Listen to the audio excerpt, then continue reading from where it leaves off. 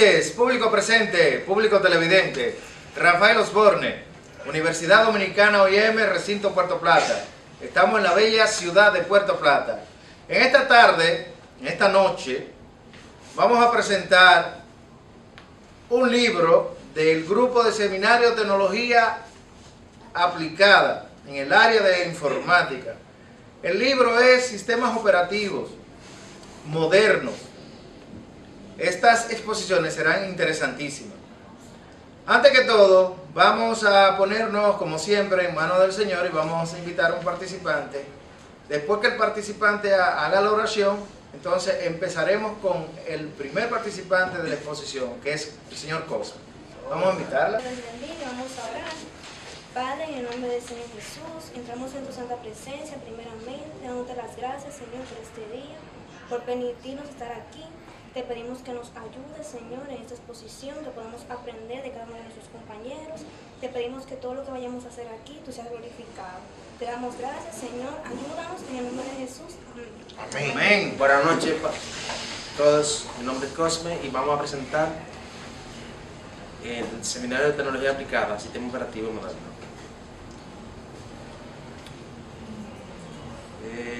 Aquí tenemos lo que es la cinta. La cinta es una unidad de almacenamiento magnético. Como podemos ver en ese ejemplo, tenemos una 3M de 6250 data. Eso es de almacenamiento magnético, la cual se usaba anteriormente a lo que era el CD. Componentes de un sistema operativo.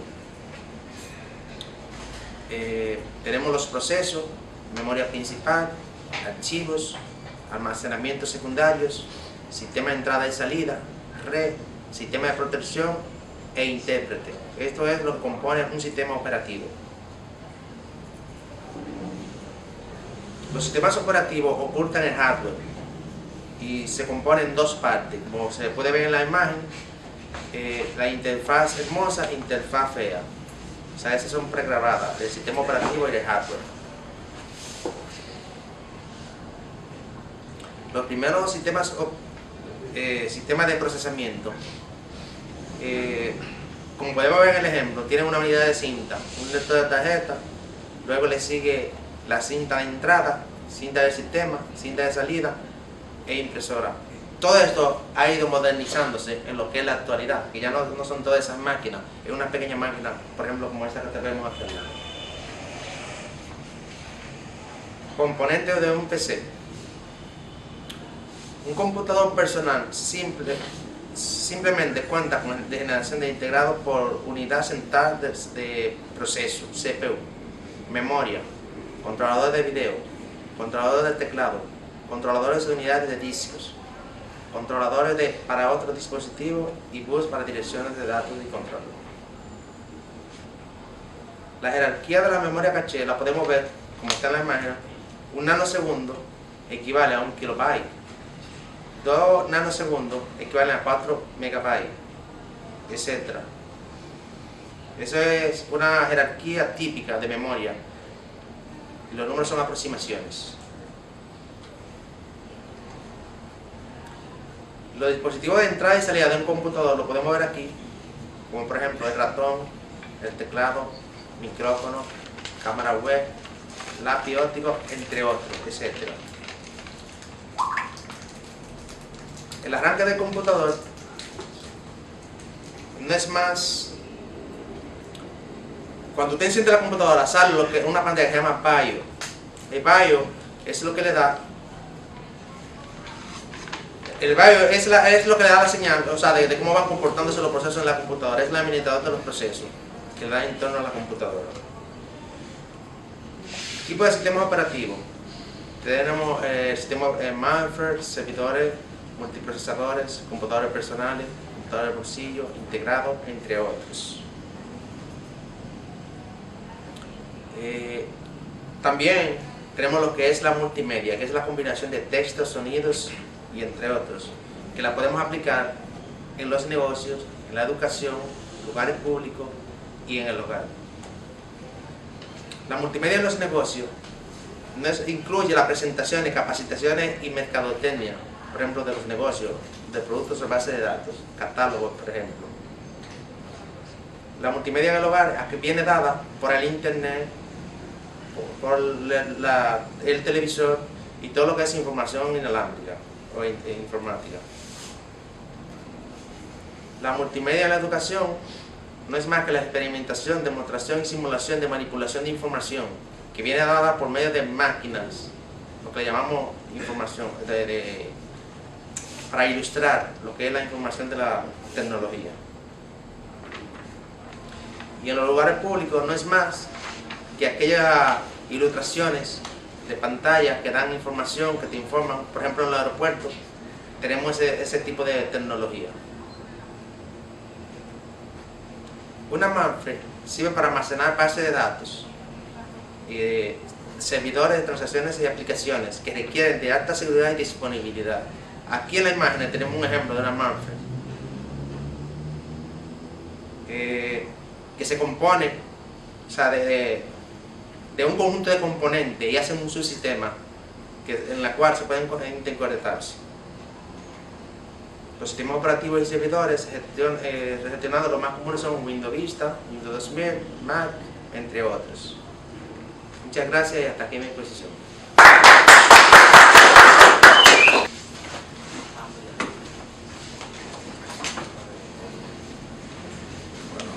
Todos saben, mi nombre es Alexander y le hablaré acerca de los procesos de hilo. Se dice que un proceso es un conjunto de operaciones dirigidas hacia un fin. Aquí vemos que un proceso tiene un hilo. Entonces, 3 procesos son múltiples hilos que necesitan para hacer un proceso.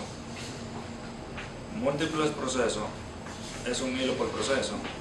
Los múltiples procesos tienen múltiples hilos por proceso. Los modelos de proceso. Aquí tenemos diferentes etapas, que es definir el problema de información. La segunda, buscar y evaluar la información. La tercera, analizar la información. Y sintetizar la información y utilizarla.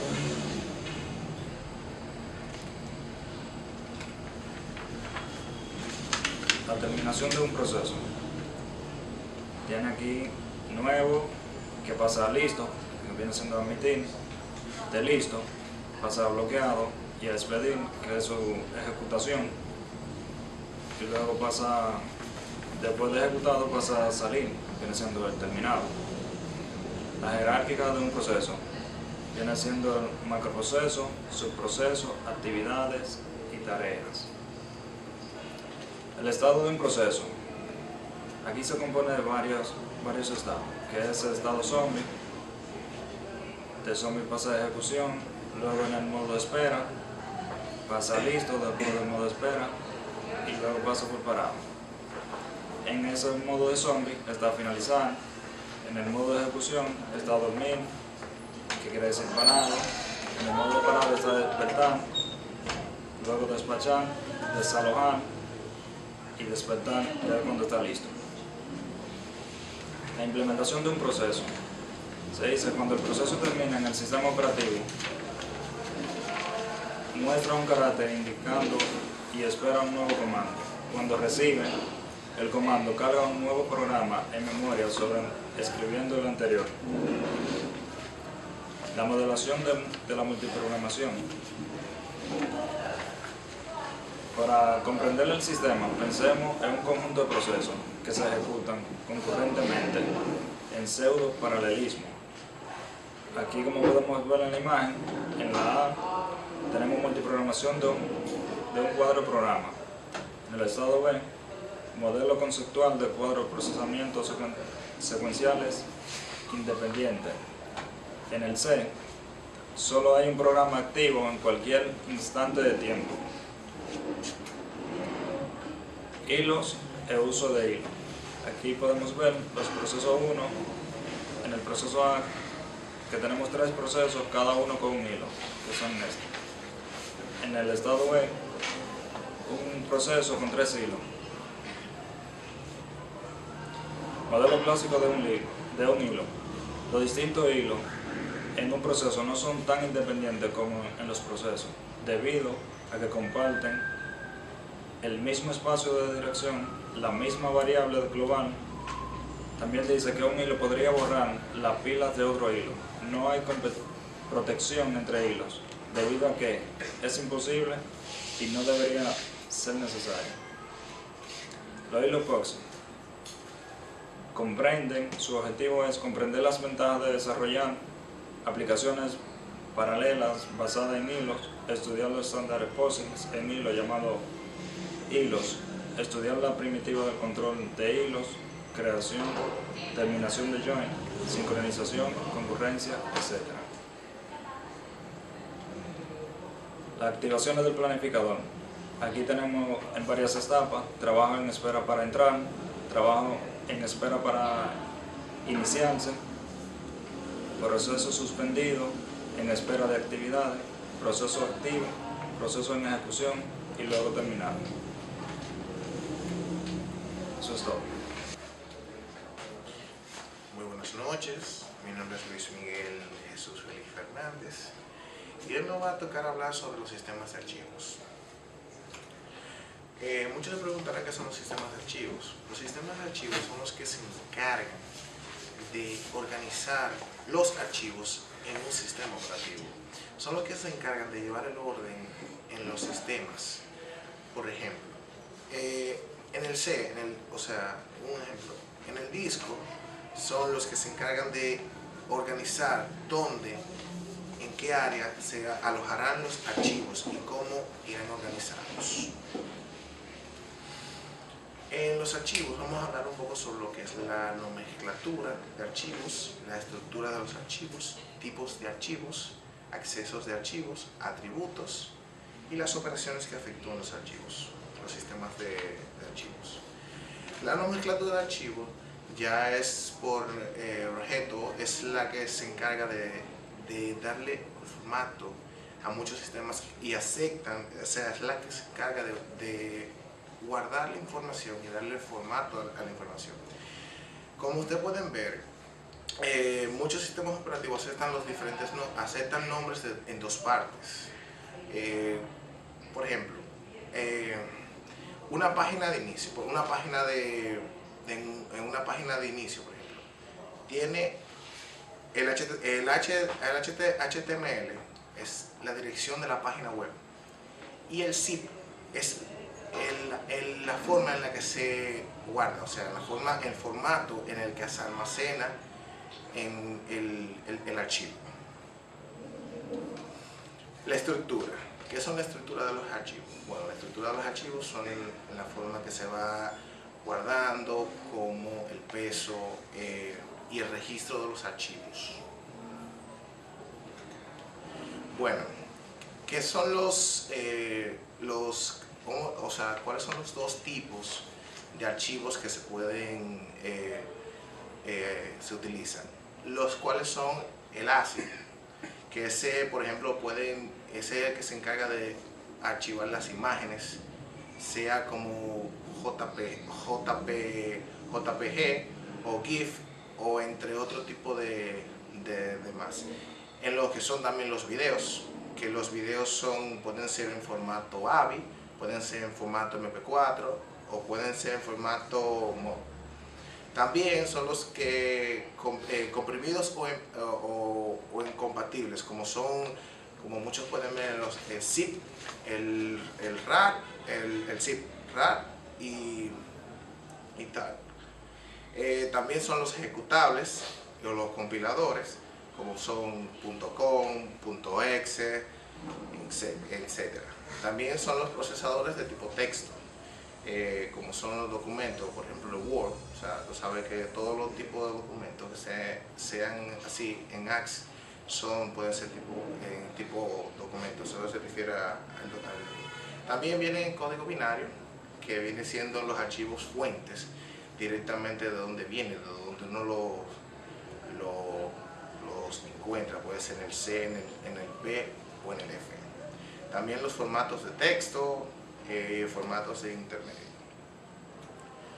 Accesos de archivo. Bueno, tiene la elección del método está directo relacionado con la estructura de los archivos.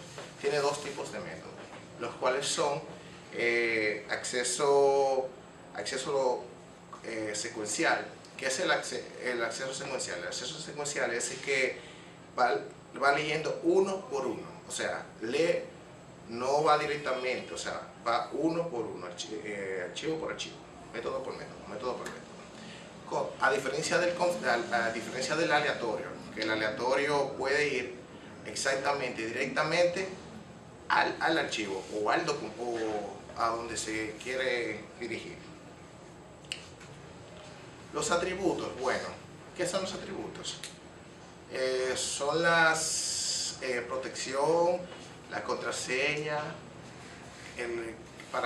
funcionan para crear, funcionan para dar poder al usuario y al propietario.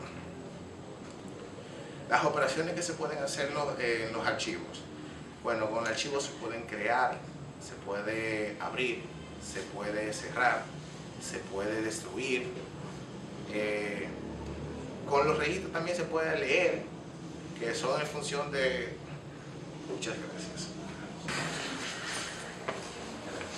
Buenas noches, compañeros, profesor, camarógrafo.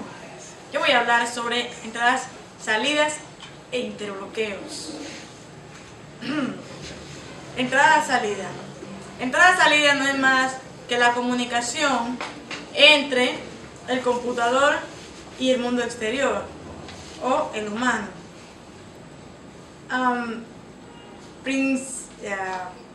Dispositivo, entrada-salida. Los dispositivos entrada-salida se dividen en dos categorías. La primera,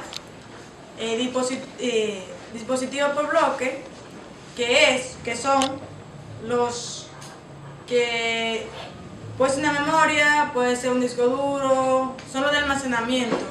Lo de características es un mouse, un teclado o una impresora. Controlador de dispositivo es el software que permite que utilicemos el hardware, el mouse, el teclado, el monitor, etc.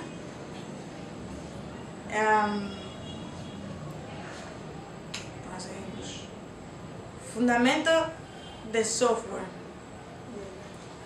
Entrada-salida programada es cuando el computador hace todo el trabajo. Entrada-salida controlada por interrupciones es igual que entrada-salida programada, pero en esta el computador no hace todo el trabajo, sino que el usuario también ayuda. Capas de software. Estas se dividen en 4. Driver de dispositivo es lo mismo que controlador de dispositivo. Ya lo hablé anteriormente. Disco, hardware de disco. El disco son una pila de platos de aluminio de 5.25 o 3.5 centímetros. Formato de disco. Antes de usar el disco, se debe formatear. Interfaz de usuario, teclado, ratón, monitor. Software de entrada, software de salida. Software de entrada es un mouse, un teclado, etc. Software de salida, el monitor, impresora. Administración de energía. Cuestión de hardware. Administración de energía. Tenemos dos tipos de baterías, la desechable y la recargable. La desechable, pues pueden ser AA, AAA y D, solamente nos permiten el uso de dispositivos de bolsillo. Esta no tiene suficiente energía como para manejar una notebook. Las recargables sí nos permiten usar una notebook por hasta más de 4 o 5 horas. Cuestión de sistema operativo. Sí, hay programas que pueden descargar la batería y nos permiten una experiencia muy pobre, pero para una experiencia pobre, es mejor una experiencia pobre que nada. Cuestión de los programas de aplicaciones. Interbloqueos, recursos apropiativos recursos no apropiativos, adquisición de recursos.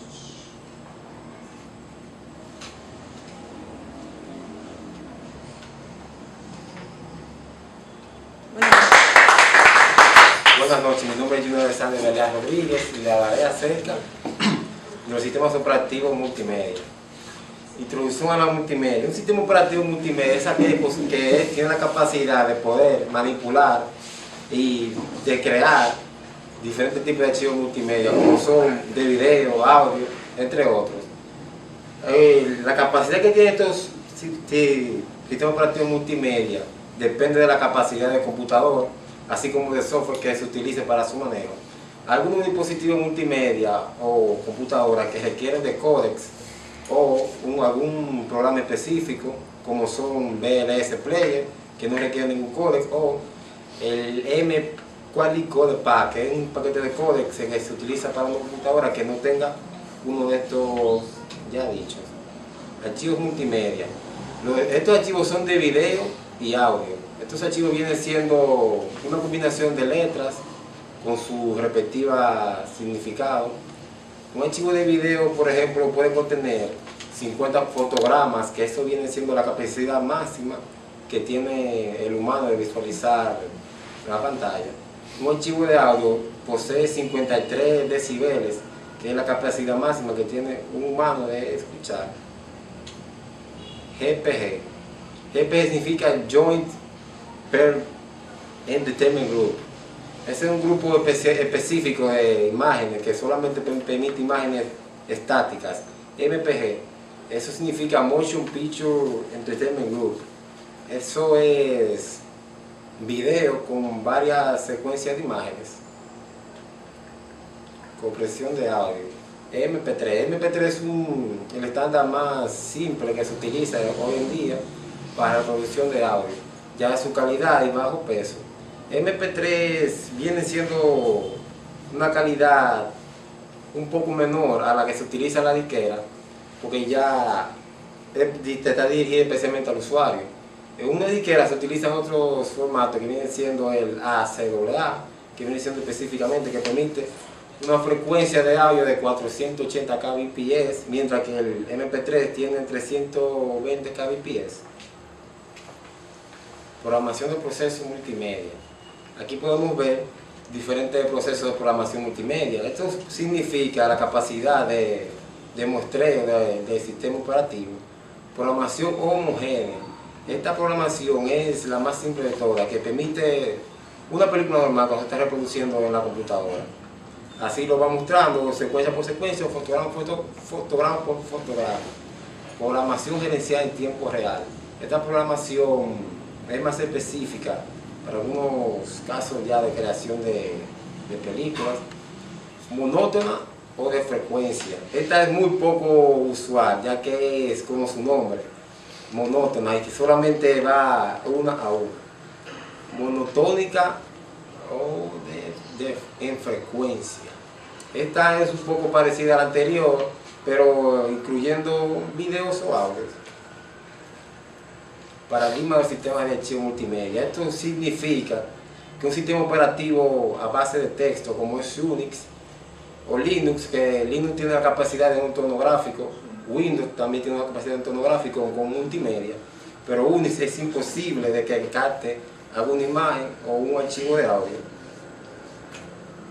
Colocación de los archivos. Estos archivos pueden colocarse en cualquier sitio, pero con sus atributos requeridos, como fecha, tipo de archivo que es, si es de video, audio, su permiso de lectura, si es escritura o de solo lectura. Uso de caché por bloques. Esto significa que tiene un acceso solo para el video y el archivo, que es un archivo que está solamente guardado aquí. Programación de disco para multimedia. Esto, un servidor estático, vendría siendo, tengo mi dispositivo para guardar mis datos aquí, entonces tengo un dispositivo multimedia que es dinámico, que me permite la capacidad de borrar, eliminar y cambiar el nombre, entre otras cosas. investigación sobre la multimedia. Esta es una pequeña investigación que se ha realizado sobre la multimedia a través de las décadas. Hasta aquí mi exposición. Buenas noches, mi nombre es Kirsi. Yo voy a dar continuación a la exposición. Yo voy a hablar respecto a los sistemas de múltiples procesadores. Al principio, en la industria de la computación, cuando surgieron las computadoras, se ha ido buscando cada día más con capacitación de velocidad en las computadoras. Esto es posible con el paralelismo masivo, es decir, unir múltiples CPU. Cada CPU opera a una velocidad normal, pero en conjunto operan y trabajan mucho mejor que una sola. Los multiprocesadores. Un multiprocesador no es más que una computadora que está compuesta por uno o más microprocesadores. Un microprocesador es un circuito integrado en una computadora y es la parte fundamental de un CPU o unidad central de almacenamiento. Esto ayuda a que los multiprocesadores puedan ejecutar tareas simultáneamente en procesos entre procesos. Hardware de multiprocesador. El hardware de un multiprocesador se puede dividir, como pueden ver, en multiprocesador UMA, acceso uniforme de memoria, y multiprocesador NUMA, acceso de memoria uniforme. El objetivo principal de un multiprocesador es direccionar la memoria. Cada palabra puede leerse al mismo tiempo que otra, y estas máquinas con multiprocesador pueden hacerlo. El multiprocesador UMA se caracteriza en que cada procesador tiene el mismo privilegio de ejecutar igual que las demás, excepto que el multiprocesador NUMA limita el acceso de acciones a la memoria, ya sea de procesos, tareas, entre otras cosas. Tipos de sistemas operativos multiprocesador. Los multiprocesadores se dividen en tres. El primero de ellos es multiprocesadores con su propio sistema operativo. Como su nombre lo dice, cada procesador tiene su propio sistema operativo que gestiona de forma local la memoria, las tareas dentro del sistema operativo. El multiprocesador es maestro-esclavo. Aquí se designa un procesador maestro que ejecuta sobre los demás CPU. Multiprocesadores simétricos. Aquí cada CPU es idéntico, como podemos ver en la imagen. Cada quien puede operar en el sistema operativo y le da permiso al usuario. Sincronización de un multiprocesador. Las computadoras necesitan sincronizarse y esto es posible debido a la instrucción TCL. Esto significa guardar y establecer bloqueo. Funciona que la instrucción coge una palabra de memoria y la almacena. Entonces, cuando las otras computadoras intentan acceder al bus, esta instrucción lo que hace es que bloquea y hace el acceso a la memoria. Planificación de los multiprocesadores. Primero, se planifica qué es lo que se va a planificar. Antes, los procesos se planificaban y los sistemas operativos soportaban procesos multihilo. Un multihilo no es más que dos hilos compuestos a la vez. Un hilo en ejecución es más que una tarea que se ejecuta junto con otra tarea. Ahora, es importante saber qué tipo de hilo es, si es del kernel o es del usuario. Un kernel o nulo no es más que una parte principal del sistema operativo.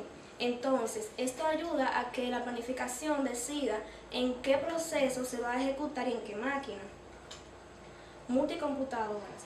Las multicomputadoras son las PC que no tienen memoria compartida. En vez de estar compartida, está distribuida, a diferencia de un multiprocesador. Aquí, los periféricos se limitan. El hardware de una multicomputadora. El nodo básico de una multicomputadora está compuesta por un CPU, una interfaz y un disco duro. Carece de un teclado, de un ratón y de un monitor. Como podemos ver aquí podemos ver la topología de interconexión de una multicomputadora. Puede ser de malla, puede ser de estrella, puede ser de doble teroide, un cubo, etc. Software de comunicación de bajo nivel. En las multicomputadoras, para evitar el exceso de paquetes lo que hace es que hace un acceso directo a la interfaz de red y el espacio ocupado de usuario, para así ahorrar el ancho de banda y que se pueda ejecutar de manera más rápida los procesos. Software de comunicación a nivel de usuario. Aquí lo que se hace es que en vez de utilizar los procedimientos de send y receive, lo que hace es que hace una llamada al procedimiento local. Gracias.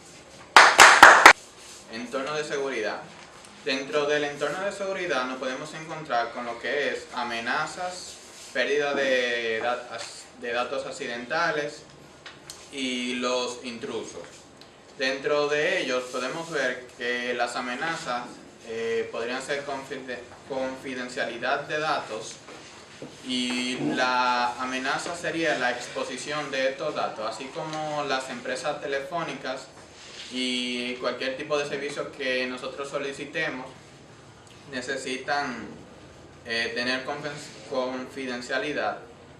Una amenaza sería exponer todos los datos que le hemos proporcionado a esa empresa al público. Otro podría ser la alteración de datos, que podrían alterar ya sea el nombre o algún tipo de datos que le suministremos a X compañía. Las pérdidas accidentales de datos podrían ser ocasionadas por accidentes, desastres naturales, incendios, inundaciones, terremotos, guerras, disturbios o ratas que dañen las cintas magnéticas. Otros errores podrían ser de hardware o software que pudieran estar defectuosos o en ese momento pudieran tener algún tipo de fallo. O también podría ser por errores humanos, que podamos pulsar una tecla sin querer y accidentalmente borre todo. Los tipos de intrusos pueden ser activo y pasivo. Los pasivos son los tipos de intrusos que simplemente acceden a los datos simplemente para observar, no con ninguna intención de modificar el archivo. Y los intrusos activos son los que quieren modificar el archivo para ocasionar daño.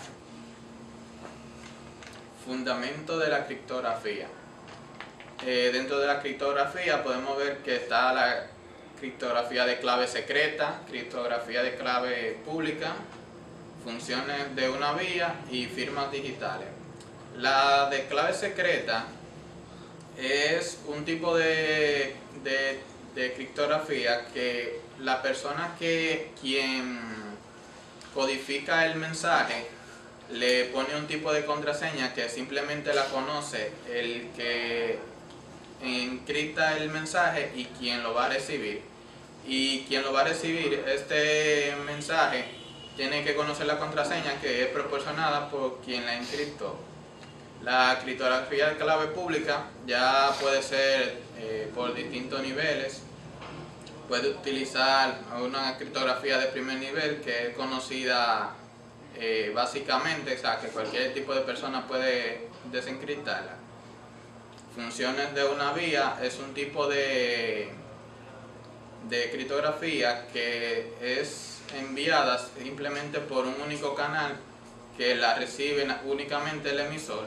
Y las firmas digitales es un tipo de firma que se pone en el mensaje para darle originalidad al mensaje que es enviado. Mecanismo de protección. Dentro del mecanismo de protección podemos tener dominios de protección, lista de control de acceso, capacidades y sistemas confiables. El dominio de protección no es más que el tener el total dominio y control del sistema operativo o de una cuenta que tengamos dentro de ella. La lista de control de acceso es como todos los permisos que se le dan dentro de una empresa o dentro del sistema operativo a cada usuario, y con cada usuario que esté registrado tiene un nivel de acceso al sistema. Las capacidades serían lo que puede ejercer cada usuario que esté registrado con su respectivo acceso. Y sistema confiable es debido a los mecanismos de protección que le brinda el sistema operativo. Mecanismo de protección, continuamos con el tema, que está a base de cómputo confiable, modelos formales de los sistemas seguros, seguridad multinivel y canales encubiertos. En la base de cómputo confiable, que está basado en estos 4 pilares, que es la seguridad, privacidad, confiabilidad y mejoras prácticas.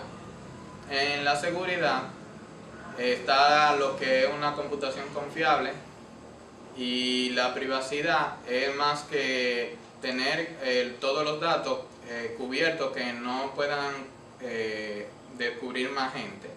La confiabilidad es tener confianza y mejores de práctica, poner todo lo que hemos aprendido en práctica. Gracias. Buenas, mi nombre es Elaine y le voy a hablar sobre un poco de la historia de Linux y Unix.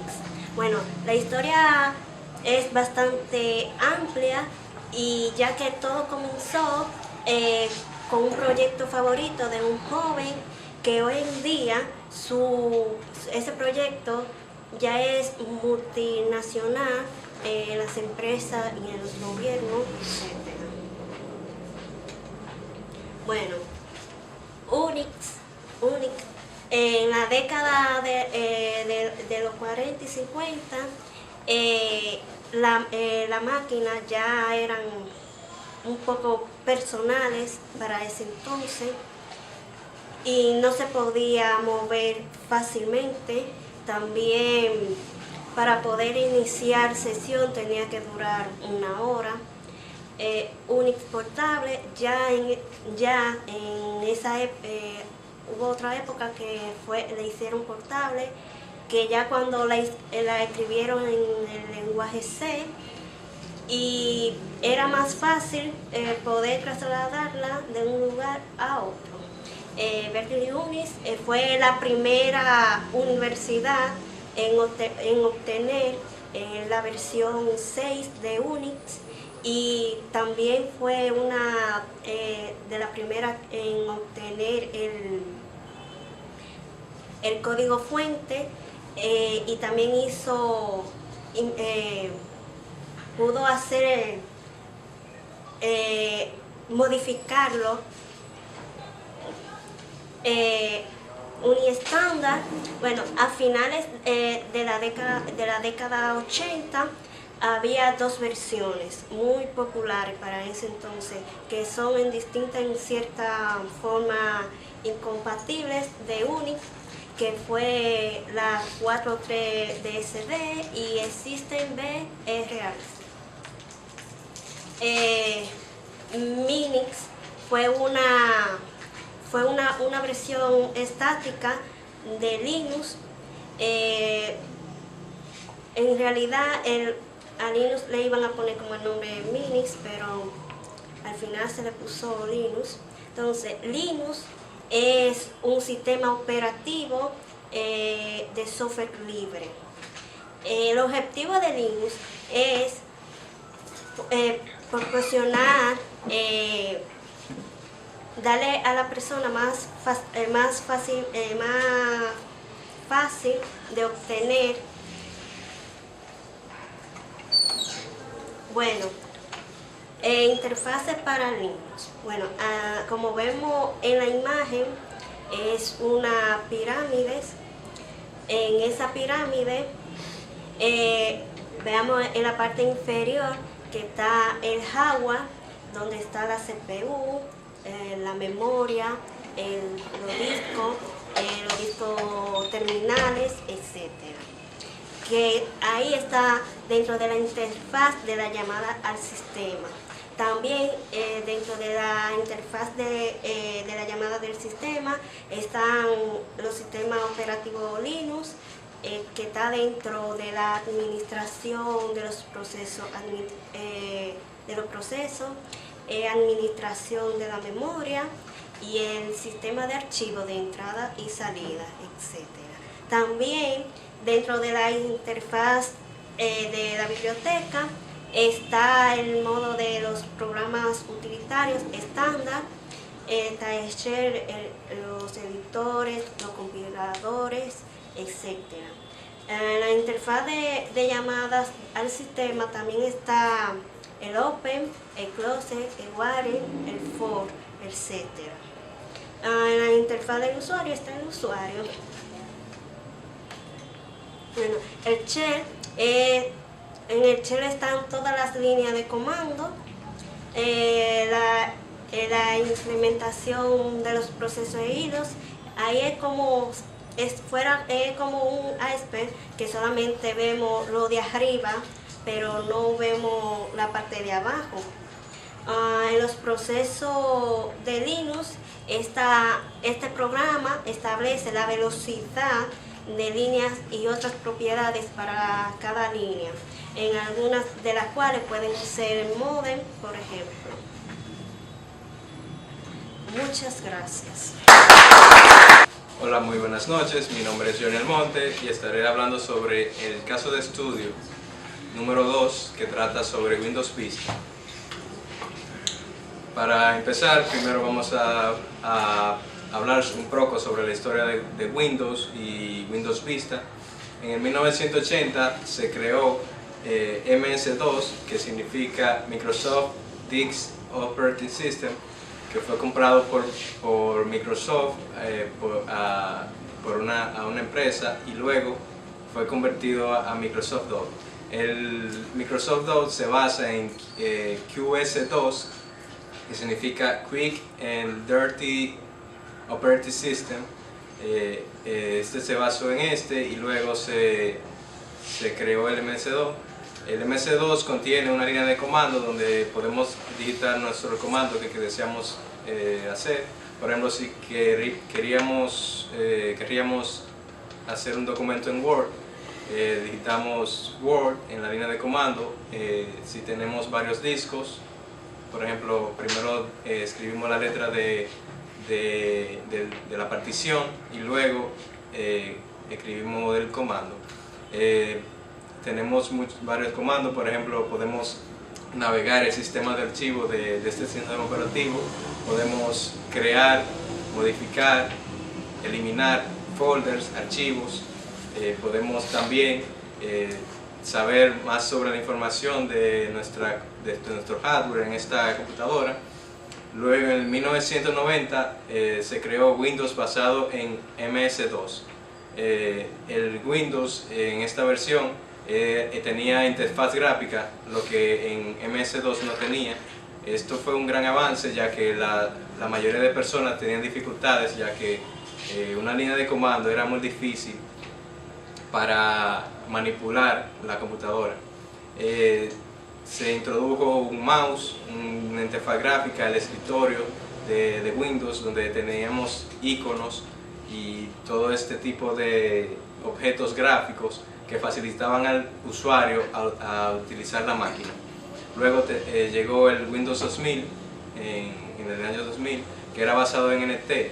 Ya esto es una nueva interfaz con un nuevo núcleo implementado. Se utiliza a partir de aquí en todas las versiones de Windows.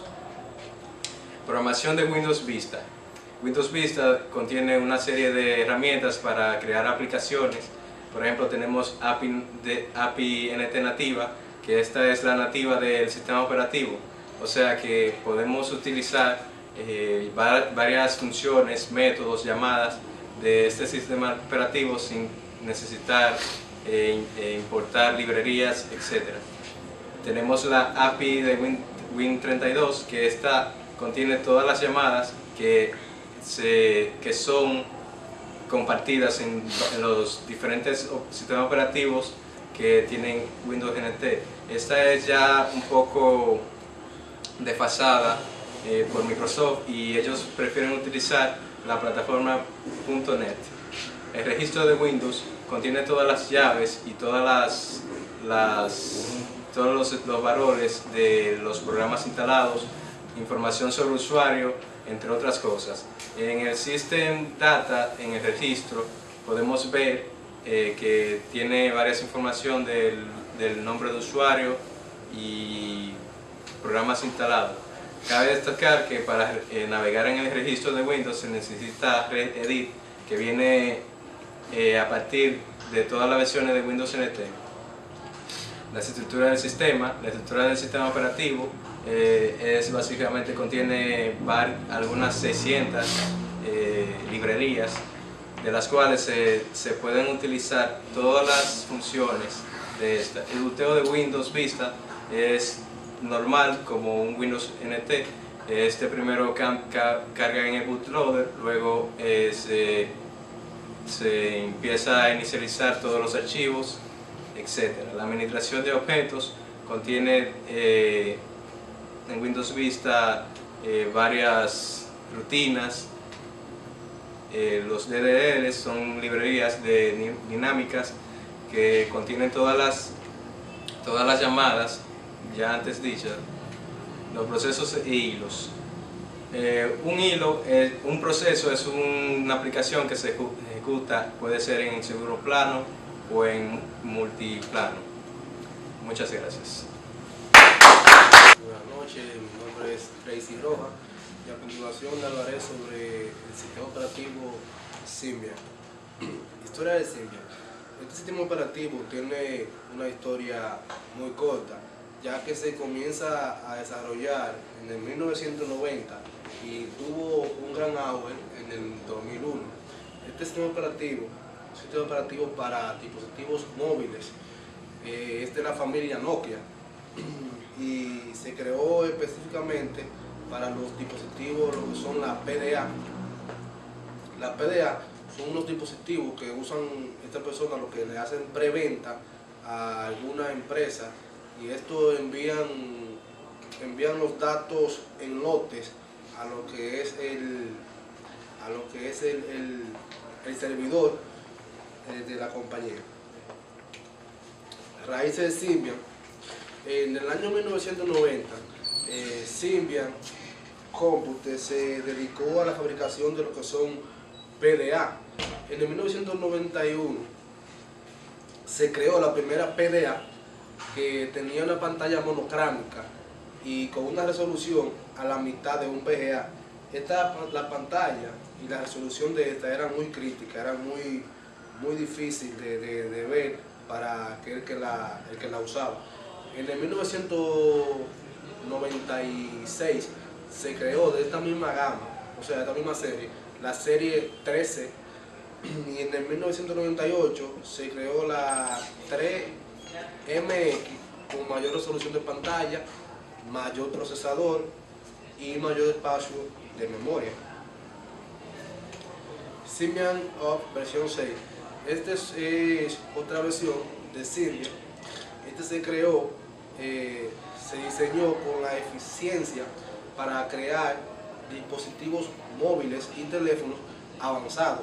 También le daba la facilidad a los creadores de dispositivos móviles, la facilidad de poder diferenciar su producto.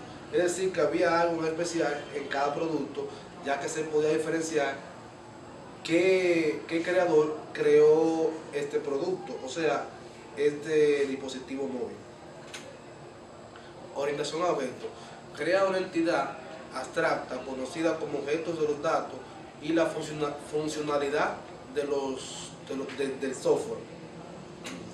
Comunicación y multimedia de Symbian. Dice, se basa en un módulo de mecanismo para poder injertar otro mecanismo de comunicación al sistema operativo con mayor facilidad. Drive de dispositivo.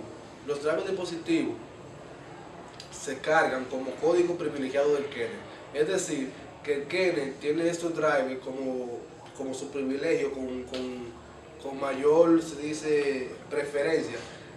El kernel no es más que lo que permite la comunicación entre lo que es el hardware y el software, la parte lógica y la parte física. Es decir, que es un puente para que estas dos partes de un computador se puedan comunicar. Extensión del kernel. La extensión del kernel, estos son drivers, pero son drivers muy diferentes a los drivers normales, ya que estos cargan desde que se da al botón de inicio de la computadora ya eso están cargando. Es decir, que arrancan junto con el sistema operativo a cargar y se pueden clasificar en dos tipos que son lógicos y físicos.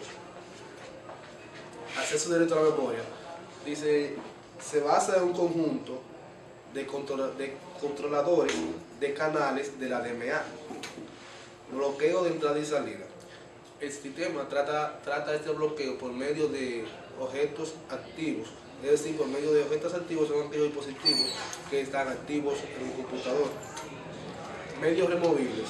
Los medios removibles no son más que aquellos medios que los conocemos como disquete, memoria USB, DVD, CD normal, memoria micro, entre otras. Hasta aquí mi parte, muchas gracias.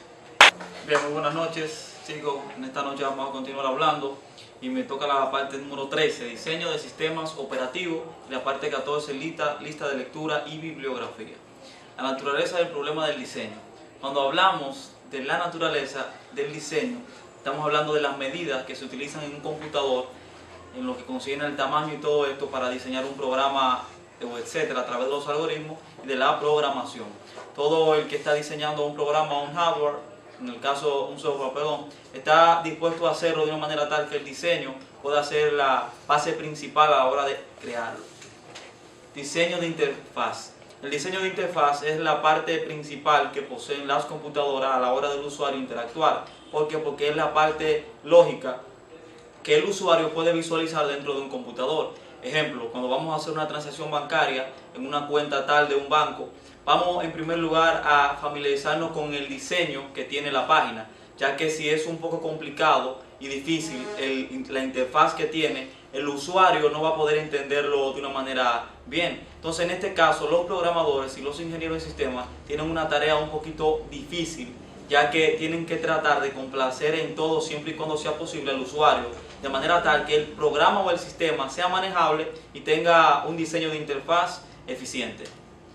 Paradigma de la interfaz de usuario. En lo que entra en el paradigma de la interfaz de usuario, es un paradigma que a la hora de la programación debe tratar de mostrar los datos precisamente que el usuario quiere y de una manera tal que pueda satisfacer sus necesidades.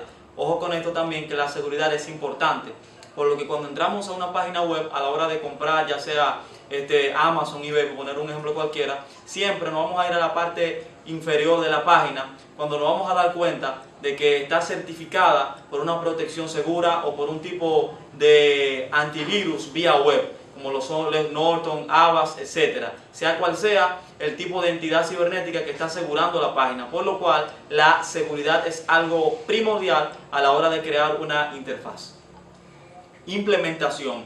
La implementación es nada más y nada menos que la manera en la cual se entra en ejecución los planes que ya se han hecho en lo que es el sistema, en este caso en lo que es la multimedia. La multimedia permite que a la hora de nosotros crear un tipo de dispositivo, en este caso puede ser una cámara o lo que sea quien sea que lo haga con su característica, a la hora de un video o de una música, el tipo de implementación permite que a la hora de colocar todo este contenido en un programa, sea cual sea que sea, esto permite que se implementen los componentes que han sido tomados, como lo puede ser el audio, como lo puede ser el video y como lo puede ser cualquier otra cosa. A la hora de juntar todo esto y crear el documento, crear el video o crear lo que sea, esto permite que se implementen. También sucede en los programas que a la hora de implementar un programa es cuando se empieza a colocar pruebas una detrás de otra para ver si se ha logrado el objetivo que se quiere con la creación o con la precreación del programa. Estructura del sistema. Esto es una parte interesante porque nos permite ver las secciones en las cuales podemos ver la implementación y la estructura de un sistema. Podemos ver aquí en esta gráfica cómo empieza en primer lugar el hardware, que es algo primordial del sistema. Nunca vamos a poder utilizar un buen sistema si no tiene los componentes necesarios del hardware. Vemos aquí la gestión de memoria, que es prácticamente la capacidad de almacenamiento o de rapidez, tanto en la memoria RAM como en el disco duro y otros componentes primordiales del hardware que permiten el aceleramiento y una buena ejecución del programa que se esté haciendo. Gestión de procesos, que es prácticamente quien gestiona los procesos y le da el orden cronológico que llevan. Es algo similar a cuando vamos a un banco o a una clínica privada que tomamos un ticket y esperamos nuestro turno. Lo mismo sucede a la hora de los procesos y de sus ejecuciones. Cada proceso tiene un orden de fila donde se va a atender desde el más lento en un sentido de la palabra hasta el más rápido. La computadora crea un orden que facilita esto. También están los programas de usuario, que son los programas que ya están implementados dentro del computador en lo que concierne a la multimedia, y la interfaz de usuario que ya le hablé anteriormente, que es lo gráfico que el usuario va a ver y con lo que se va a familiarizar y relacionar. Comparación entre mecanismo y directiva, que es prácticamente la conexión que existe entre el mundo de la web y de la internet a través de los kernels y de los servidores. Cómo el mundo está conectado y globalizado de manera tal que podamos recibir datos y enviar datos a la hora que queramos. La ortogonalidad es prácticamente la matemática aplicada en lo que son los sistemas de una manera práctica y sencilla y eficaz. La nomenclatura es cómo se dividen los procesos y las etapas. Todo creador de diseño debe crear una nomenclatura que sea eficiente y que cumpla con las características. El rendimiento y el aceleramiento del computador, porque son lentos los sistemas por problemas y dificultades. Hasta aquí mi exposición. Muchas gracias. Hemos llegado a la conclusión de estas interesantes exposiciones de sistemas operativos. Vamos a darle un aplauso a que han hecho un excelente trabajo. Universidad Dominicana OIM, Recinto Puerto Plata, Rafael Osborne, 7 de diciembre. Feliz Navidad y vean su canal favorito. You give me all of you. Oh.